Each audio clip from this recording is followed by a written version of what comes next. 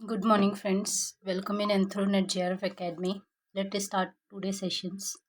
आज हम कुछ इम्पोर्टेंट फैक्ट करेंगे जो एग्ज़ाम में पूछे जाते हैं। वैसे तो आज मेरा वीडियो शूट करने का बिल्कुल मन नहीं था, क्योंकि एक तो मैं इतने मेहनत से शूट करती हूँ और ऊपर से केवल और केवल एग्ज़ाम पर्सपेक्टिव से मेरी वीडियो में कोई भी अननेसेसरी इन्फॉर्मेशंस नहीं होती है। कोई ऐसा भी नहीं है कि 10 घंटे का ऐड दे रही हूँ।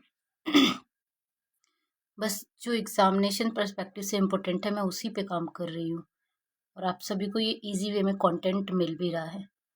और ये अभी इतना इम्पोर्टेंट है कि हम लोग सोच भी नहीं सकते। बट बहुत सारे स्टूडेंट हैं जो सिर्फ देख के चले जाते हैं आगे। ठीक है, I am very thankful to all of them. And बस मेरे मन में ये ख्याल आया कि कुछ तो ऐसे हैं जो लाइक करते हैं, शेयर भी करते हैं एंड सब्सक्राइब भी कर रहे हैं। तो आज ये वीडियो सिर्फ उन्हीं की वजह से बन पाया, अदरवाइज़ ये स्किप हो जाता। ठीक है, जो लाइक सब्सक्राइब शेयर करें उनका भी धन्यवाद, जो नहीं कर रहे हैं उनका भी।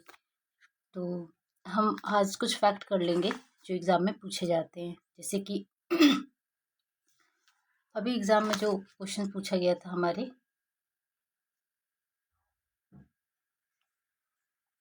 हम उसको देखेंगे सबसे पहले। मैंने अभी राइट किया था कोई सोशल फैक्ट।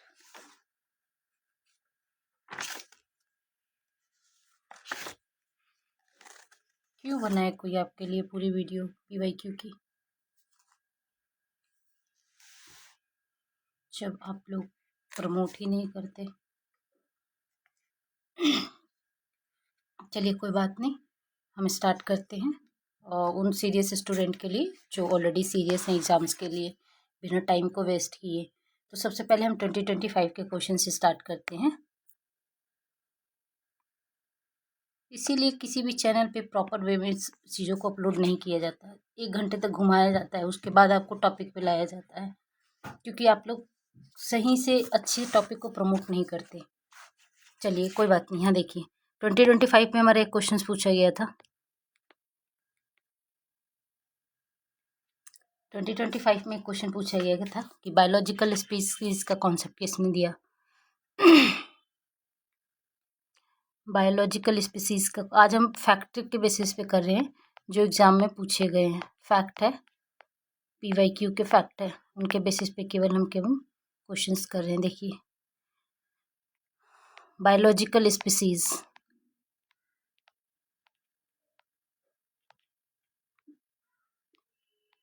बायोलॉजिकल स्पीसीज,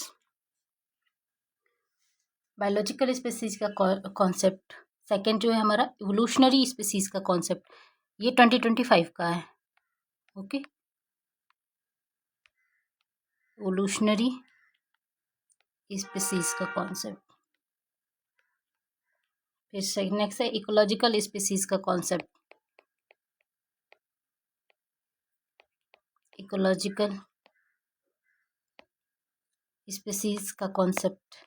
फिर है हमारा recognition species concept,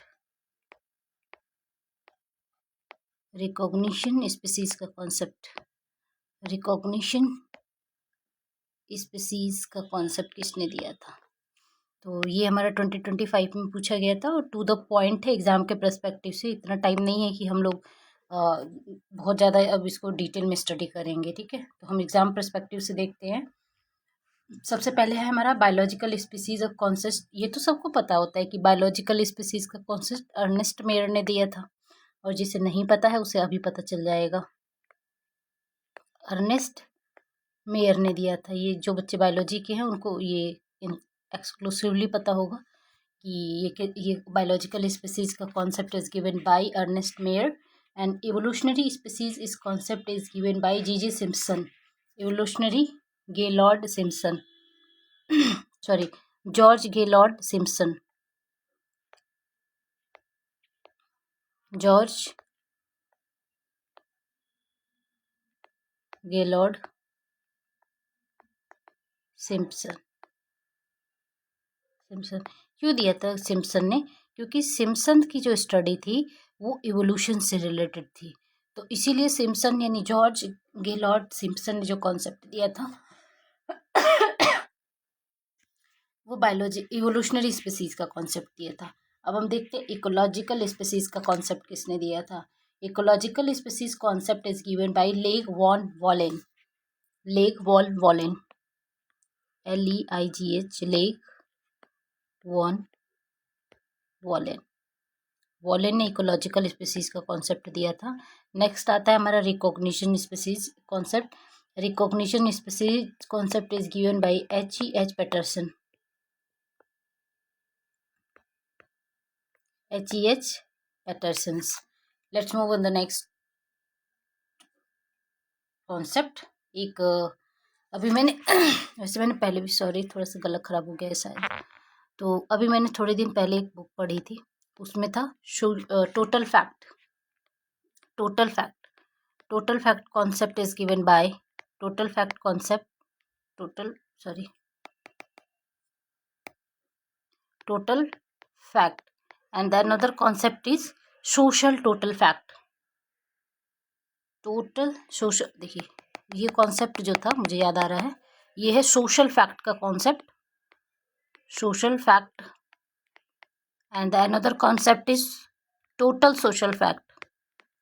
total social fact, social fact concept is given by Emile Durkheim.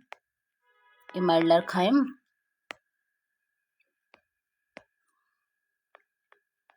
Emile Durkheim पढ़ते हैं बच्चे तो आप लोग जो प्रोनाउंसिएशन करना चाहो। Emile Durkheim and Marcel Mauss. Marcel Mauss ने इसे राइट किया था, टोटल सोशल फैक्ट। ये इनके नेफ्यू थे, तो इन्होंने इनके सोशल फैक्ट के कॉन्सेप्ट को डिराइव करके टोटल सोशल फैक्ट को दिया था। फिर नेक्स्ट जो हमारा कॉन्सेप्ट आता है देखिए, अब जो कॉन्सेप्ट आएंगे, बहुत सारे कॉन्सेप्ट से तो आप लोग फैमिलियर होंगे, बट यहाँ पे कभी कभी क्या होता है कि छोटी छोटी चीज़ें हमारे माइंड में कंफ्यूजन क्रिएट कर देती है एग्जाम्स के ड्यूरेशंस में। सबसे पहले हम देखते हैं कि R.R. रेडफील्ड ब्राउन के कॉन्सेप्ट कैसे थे। इस साइड हम ऑथर राइट करेंगे। देखिए,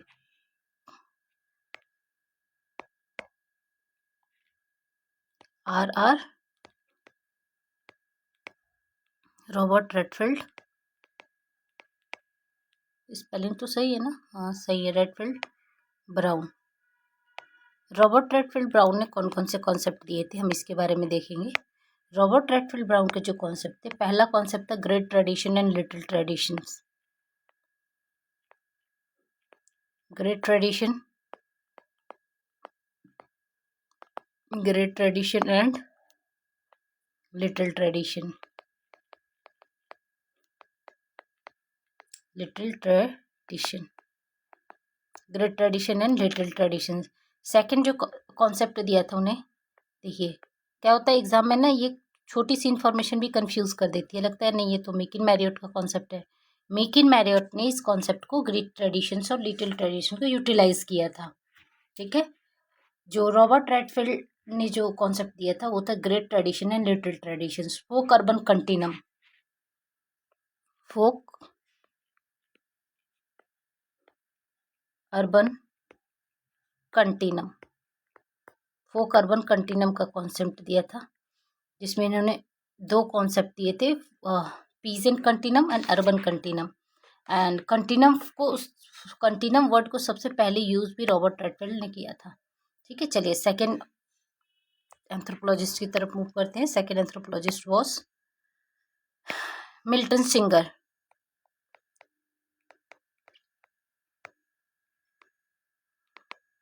मिल्टन सिंगर, मिल्टन सिंगर के जो कॉन्सेप्ट थे उसमें था कल्चर सेंटर, कल्चर परफॉर्मेंस। देखिए ये एग्जाम में पूछा जाता है, culture centre, culture performance,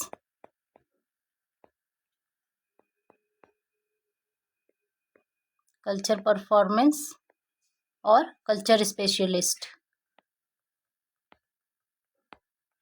culture specialist जो हम पढ़ते हैं ना नेचर मैन्युस्क्रिप्ट कॉम्प्लेक्स में, उसी में culture centre, culture performance, culture specialist, और इसके साथ साथ उन्होंने कल्चर मीडिया का भी कॉन्सेप्ट दिया था। Culture media. ठीक है, तो ये कॉन्सेप्ट इनके द्वारा दिए गए थे। Let's move on the next, anthropologist. हमारा नेक्स्ट वन हो जाएंगे McKim Marriott. McKim Marriott gave the concept पता नहीं, गला ही खराब हो गया। मिकिन मैरियट के जो कॉन्सेप्ट था वो था universalisation and parochialisation. Universalisation and पैरोक्लाइजेशन।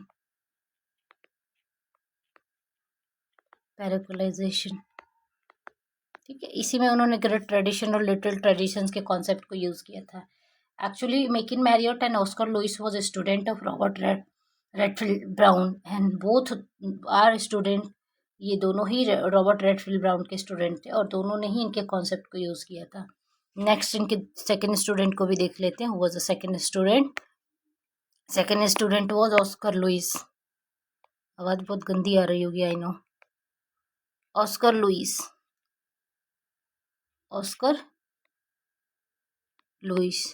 Louis ने जो कॉन्सेप्ट दिए थे देखिए, पहले कल्चर ऑफ पॉवर्टी का इनका बहुत फेमस कॉन्सेप्ट है, कल्चर एंड पॉवर्टी। सेकेंड जो कॉन्सेप्ट इन्होंने दिया था,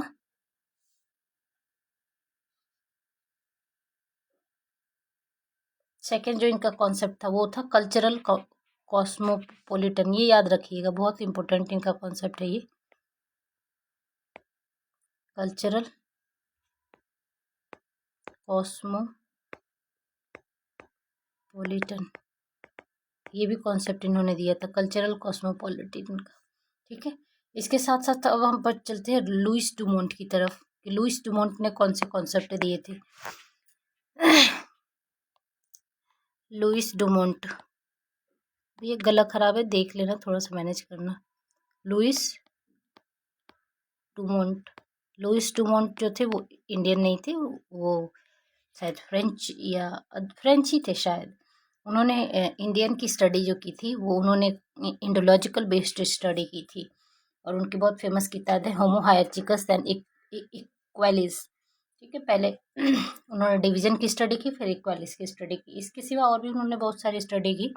लास्ट एग्जाम में जो क्वेश्चन पूछा था लुइस डुमोंट से, वो ये पूछा था, जो एम.एन. श्रीनिवास ने स्टडी की थी, मैरिज सिस्टम या marriage alliance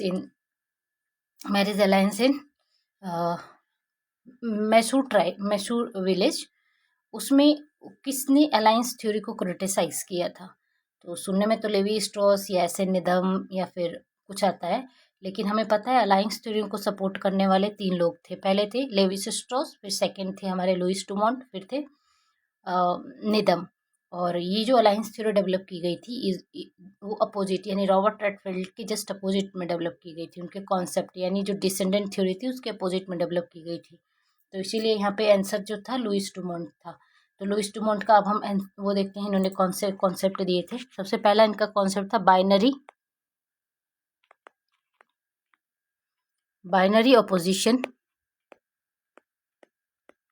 oppositions.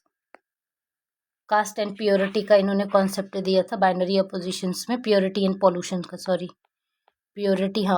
Purity and pollution का कॉन्सेप्ट दिया था, प्योरिटी एंड पॉल्यूशन का कॉन्सेप्ट दिया था। ठीक है, नेक्स्ट जो इन्होंने कॉन्सेप्ट दिया था वो दिया था lowest against traditions. Lowest against tradition,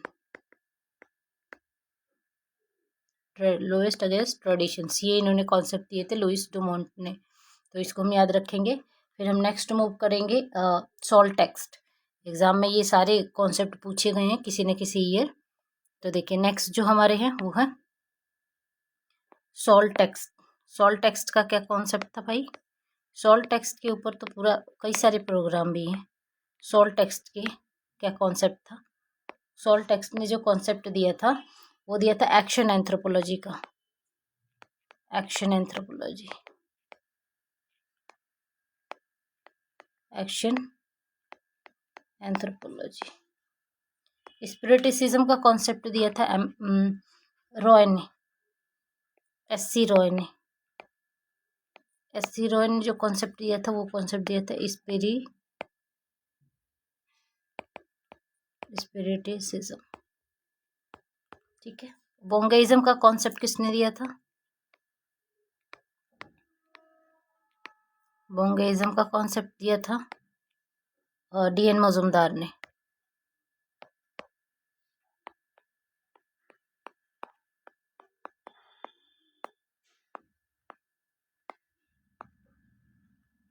Dhirendranath Majumdar ने कॉन्सेप्ट दिया था।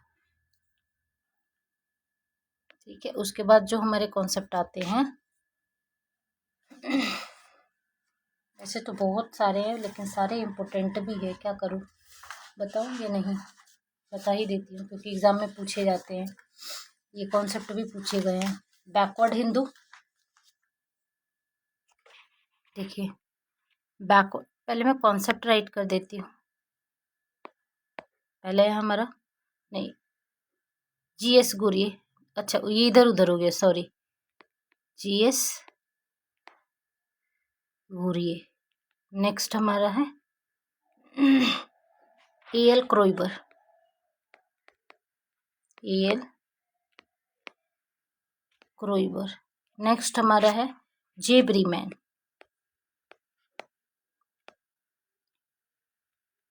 जे ब्रीमैन, जीएस गुरिये, एएल क्रोइबर, जे ब्रीमैन। देखिए पहले तीन का देख लेते हैं इन्होंने क्या कॉन्सेप्ट दिए थे।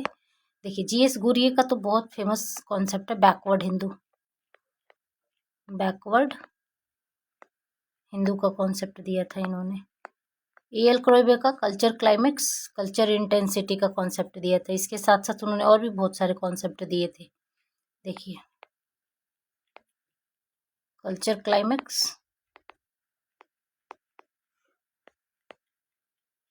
कल्चर इंटेंसिटी,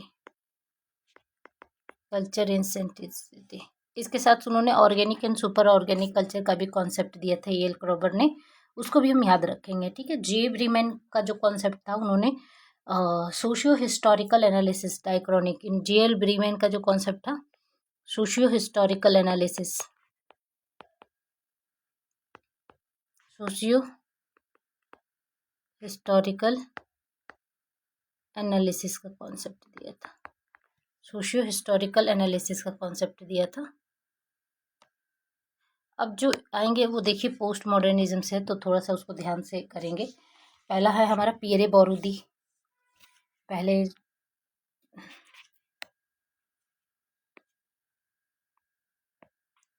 फर्स्ट, उसके बाद जो है हमारे पियरे हैं, पियरे बोरुदी, ये इनका प्रोनाउंसिएशन होता है, आप लोग जो चाहो वो कर सकते हो ये लर्न करने के लिए।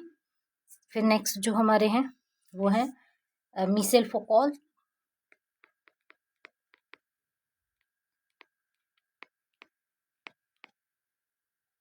Michel Foucault. नेक्स्ट वन जो है वो हमारे जे देरिदा,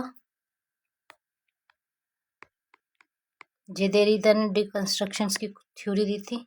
ठीक है। उसके बाद हमारे हैं गाइले रूबिन,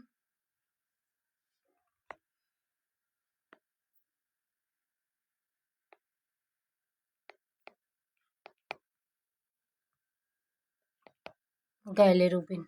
ठीक है। तो सबसे पहले हम देखते हैं बोरुदी का क्या कॉन्सेप्ट था। बोरुदी ने जो कॉन्सेप्ट दिया था वो सोशल रिप्रोडक्शन का कॉन्सेप्ट दिया था, social reproduction and cultural reproductions. देखिए ये एग्जाम में डायरेक्ट यहाँ से क्वेश्चन पूछे गए हैं।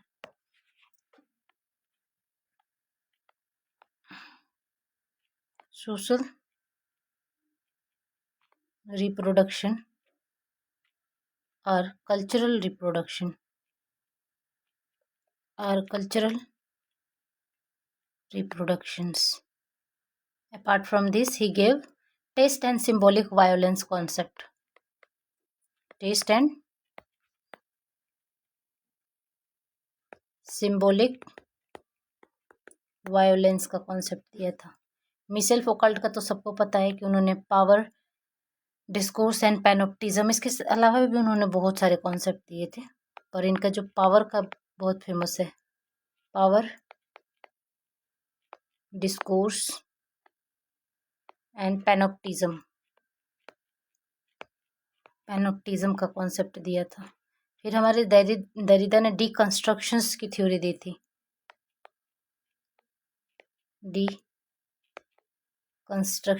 दरिदा ने डीकंस्ट्रक्शंस की थ्योरी दी थी। उसके बाद हमारे गाइले रूबिन आती हैं। गाइले रूबिन ने political economy of sex,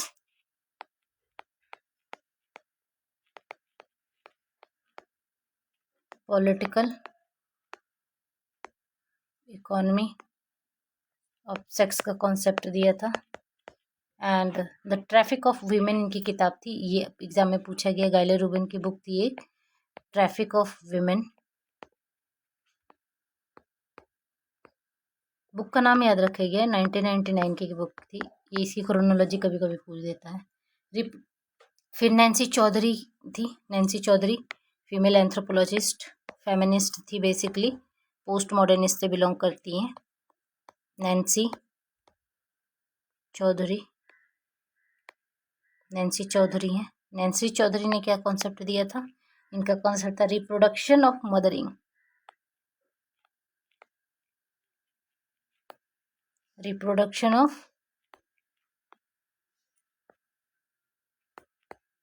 mothering, reproduction of mothering. उसके बाद एडी एंड्राडे, चलिए इसको जरूर वेरी वेरी इंपॉर्टेंट करके लिखिए, कम से कम 50 बार भी एग्जाम में ये रिपीट किया गया है।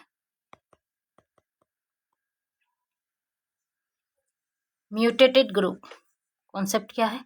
नहीं, पहले नाम लिखेंगे, AD Andrade, RD Andrade. RD Andrade ने जो कॉन्सेप्ट दिया था, आरडी एंड्राडे ने जो कॉन्सेप्ट दिया है वो है म्यूटेटेड ग्रुप का, म्यूटेटेड ग्रुप का कॉन्सेप्ट। इसे याद रखेंगे। आरडी एंड्राडे ने कॉन्सेप्ट क्या दिया था? Mutated group. आरडी एंड्राडे ने जो कॉन्सेप्ट दिया था, म्यूटेटेड ग्रुप।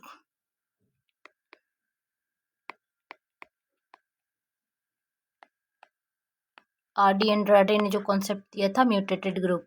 ऐसे ही एक और कॉन्सेप्ट याद रखेंगे,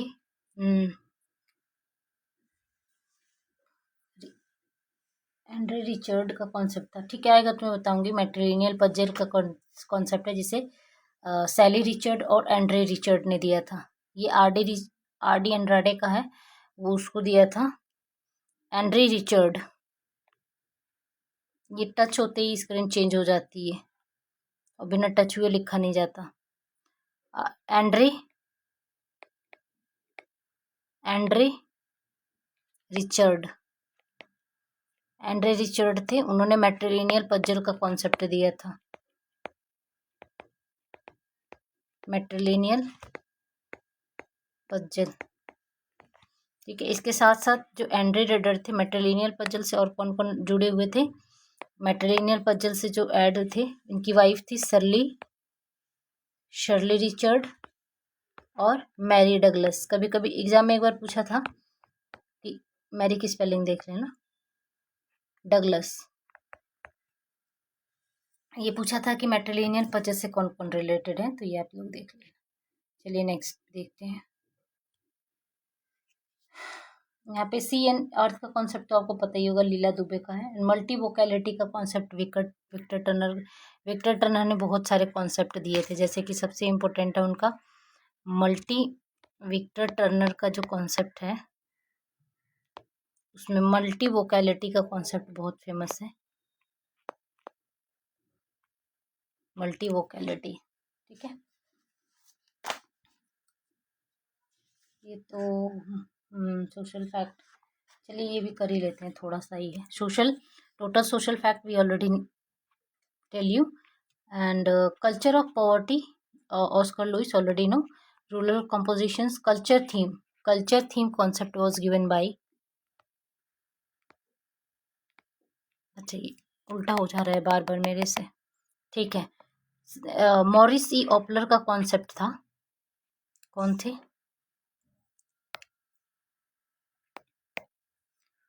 मॉरिस ई ऑपलर, मॉरिसी ऑपलर थे। उन्होंने जो कॉन्सेप्ट दिया था, उनका कॉन्सेप्ट था कल्चरल थीम। कल्चरल थीम दिया था उन्होंने। कौन सी ट्राइब पे स्टडी की थी उन्होंने? Apache tribe. अपाची ट्राइब पे स्टडी करके उन्होंने कल्चरल थीम का कॉन्सेप्ट दिया था। नेक्स्ट वन है जो है वो है एरिक वॉल्फ का कॉन्सेप्ट। देखिए यहाँ से बहुत इंपॉर्टेंट इंफॉर्मेशन मिलती है। क्या? एरिक वॉल्फ के बारे में। कभी कभी मैचिंग में ही पूछ देता है कौन से इसमें पॉलिटिकल एंथ्रोपोलॉजिस्ट हैं। तो एरिक वॉल्फ हमारे पॉलिटिकल एंथ्रोपोलॉजी थे और उन्होंने जो टर्म कॉइन किया था वो पॉलिटिकल इकोनॉमी का कॉन्सेप्ट दिया था। ठीक है, याद रखेंगे। टर्म दिया था बेसिकली, कॉन्सेप्ट तो नहीं बोलेंगे, टर्म दिया था। नेक्स्ट जो है हमारे अर्नोल्ड टॉयनबी हैं। कौन है? Arnold Toynbee. अर्नोल्ड टॉयनबी ने कौन सा कॉन्सेप्ट दिया था? The concept he given industrial revolutions. याद रखेंगे, ये सोशियोलॉजी के एग्जाम में पूछा गया है। Industrial revolution. इंडस्ट्रियल रिवॉल्यूशन का कॉन्सेप्ट किसने दिया था? टॉयनबी ने दिया था। फिर नेक्स्ट जो हमारा कॉन्सेप्ट है, हाँ, एमआर मर्टन का कॉन्सेप्ट है। एक मुझे याद आ रहा है कि रोल एंड स्टेटस का कॉन्सेप्ट जो दिया था वो लिंटन ने दिया था। हाँ, चलिए देखते हैं। दो हमारे पास फेमस एंथ्रोपोलॉजिस्ट हैं, sociologist and anthropologist. R Merton है, फर्स्ट है हमारे आर मर्टन, और सेकंड है हमारे रॉल्फ लिंटन। इन दोनों को एक साथ देखेंगे। रॉल्फ लिंटन, रॉल्फ लिंटन है। R K Merton and Ralph Linton. R K Merton ने जो कॉन्सेप्ट दिया था role set and status set का कॉन्सेप्ट दिया था। Role set and status set का कॉन्सेप्ट दिया था। जबकि जो रॉल्फ लिंटन थे, रॉल्फ लिंटन जो थे उन्होंने उस status and role and multiple role का कॉन्सेप्ट दिया था। Status and role and multiple role का कॉन्सेप्ट दिया था। ठीक है, टर्म दिए थे बेसिकली। प्राइमरी ग्रुप और सेकेंडरी ग्रुप का टर्म किसने दिया था? प्राइमरी ग्रुप, हाँ, डब्ल्यू जे समनर जो नेक्स्ट हमारे वो हैं। इनकी तो बहुत फेमस किताब है जो एग्जाम में पूछी जाती है। समनर है, इन्होंने 1906 में एक फोकलोर बुक भी लिखी थी प्राइमरी। और उसके बाद है हमारे CH कूले, CHOO होगा, स्पेलिंग देख लेना आप लोग। देखिए यहाँ पे WH समनर की 1906 की जो किताब थी वो थी फॉक वे, और इसी में इन्होंने फॉक वे मोर का कॉन्सेप्ट दिया था, टर्म दिया था। CH कूले ने जो टर्म दिया था वो primary group and secondary group का कॉन्सेप्ट दिया था। Primary group and secondary group, primary group and secondary group का टर्म दिया था। Okay, all this term is very very important. And next जो है इन ग्रुप एंड आउट ग्रुप का concept किसने दिया था? ये भी समनर का है, यहाँ पे राइट कर लेंगे। इन ग्रुप एंड आउट ग्रुप का कॉन्सेप्ट समनर का है। फिर सोशल कंट्रोल एल्बियन ने दिया था। सोशल कंट्रोल इतना इम्पोर्टेंट नहीं है, लेकिन जो नेक्स्ट जो है गॉफमैन का कॉन्सेप्ट ये इम्पोर्टेंट है। गॉफमैन का कॉन्सेप्ट जो है ये है टोटल इंस्टीट्यूशंस। इन्होंने टोटल इंस्टीट्यूशंस का कॉन्सेप्ट दिया था, टोटल इंस्टीट्यूशन का कॉन्सेप्ट दिया था। ठीक है, अभी वैसे बहुत सारे कॉन्सेप्ट है, लेकिन अब मैं वही कराती हूँ जो एग्जाम में पूछे गए हैं।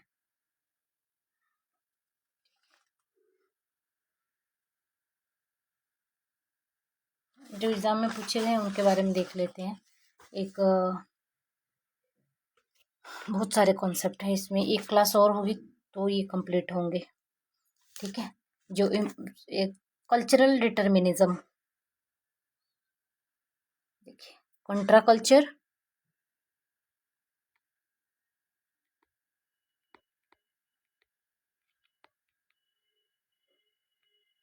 Contra culture, cultural determinism,